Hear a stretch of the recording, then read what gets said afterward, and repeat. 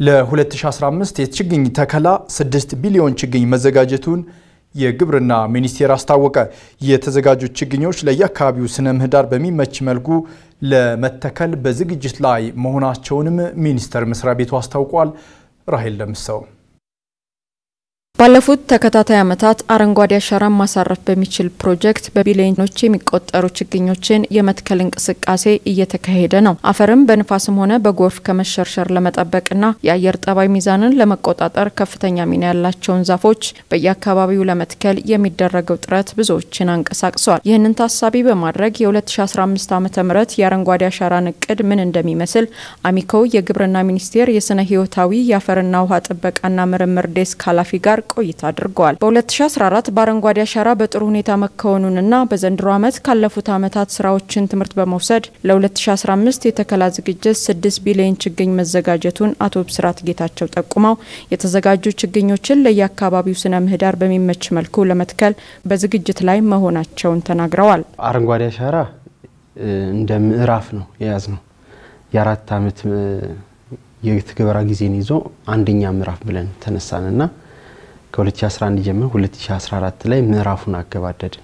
እንደ ምዕራፍ ስለምንይዘው በጊዜ ገደብ ውስጥ አስቀምጠን የምናያቸው እይታዎች ስለሚኖሩት ከ2011 ጀምሮ ያመጣቸው ነገሮች አሉ። 20 ቢሊዮን ችግኝ ተክላለሁ ብሎ ተነሳ እንደ ሀገር አቀፍ ደረጃ። ከዛ በኋላ 25 ቢሊዮን ችግኝ ተከላን ተቀራጅቶ ቢያንስ በክልሎች ባገኘናቸው መረጃዎች የሰበሰብናቸውንም ስናያቸው የሚያሳዩን አቅማችንን ምን ያህል እንደሆነ ምን ያህል እንደሚሻገር ሁሉ አሳይተውናል። 25 ቢሊዮን ችግኝ ተክለን ነው ያገባደድ ነው። ስለዚህ 2014 ከሌሎቹ ከሱ ቀደም ካሉት የምዕራፉ 3 ዓመታት የተለየ ባህሪ ያለው እንደማለትም ነው። ምክንያቱም ከመጀመሪያው ተነስቶ እያጠራቀማቸው የመጡ ትምህርቶች አሉት። ችግሮችን እየፈታ አቅሙን እያዳበረ ሄደ ስለሆነ ስለዚህ በዚህ ዓመት ላይ ከ7 ቢሊዮን በላይ ችግኞችን ለመትከል ችሏል።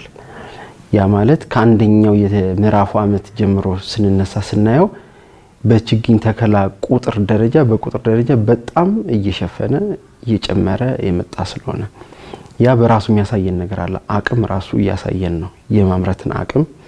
ሁለተኛ በዛው ውስጥ ደግሞ የሚፈልጉ መረጃዎችንም ሁሉ የማድረስ አቅምን በዛው አሳይቶናል ማለት ነው።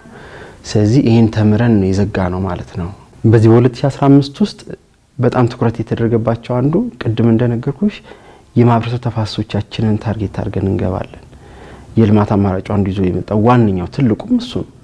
ስለዚህ እነዚህ ቦታዎቻችን በአብዛኛው ስናያቸው ለልማት መርጠናቸው ስንገባ ያላቸው የመራቆትና የመደሄድ ደረጃቸውን መዝነን ነው። የተዘጋጁ የችግኝ አቅርቦቶች ዘላቂ የሆኑ ለከተማ ውበትና ለገጠራማ አካባቢዎች ለአፈር አያያዝ አመች እንዲሆኑ ተደርገው የሚቀርቡ መሆናቸውን አነሳሉ።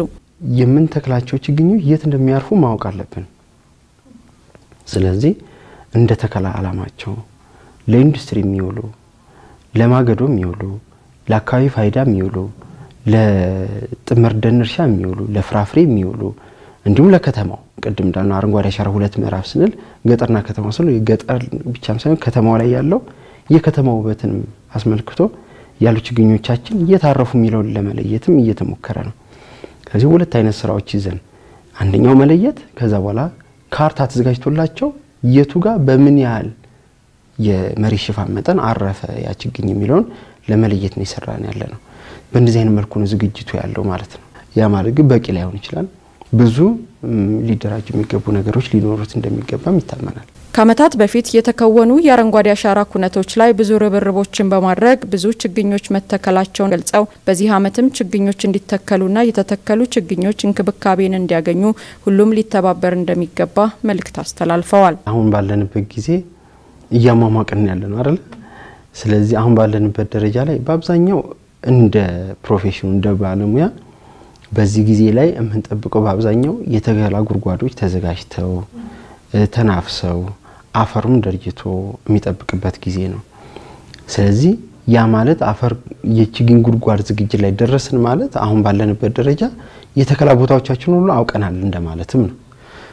ወጣቶችን በዚህ አይነት መልኩ ራሳቸውን በየትኛው መልኩ ልንገባ ይገባል የሚለው ወደ ቢዝነሱ ችግኝ በማቅረብ ዘር በመልቀም እንዲሁም የተከላ ቦታዎችን በአብዛኛው ባሉ አሰራሮች ኢኖቬቲቭ ሆኖ ይሄ አዲስ አስተሳሰብም ማዝለቅ በሚቻልበት አካሄድ ራሳቸውን የደን አስተዳደር ስራዎች ውስጥ ለመግባት የሚያስችላቸውን አቋም የመያዝ እኛም ደግሞ በዛ መልኩ ሊያድግ የሚችል አቅም እንዲኖራቸው አድርጎ መደገፍ ያስፈልጋል ማለት ነው። በ2011 ዓ.ም አረንጓዴ አሻራ ሲጀመር የታቀደው 20 ቢሊዮን ችግኞችን ለመትከል ቢሆንም የዘንድሮ ዓመትን ሳይጨምር 25 ቢሊዮን በላይ ችግኞችን መትከል ተችሏል።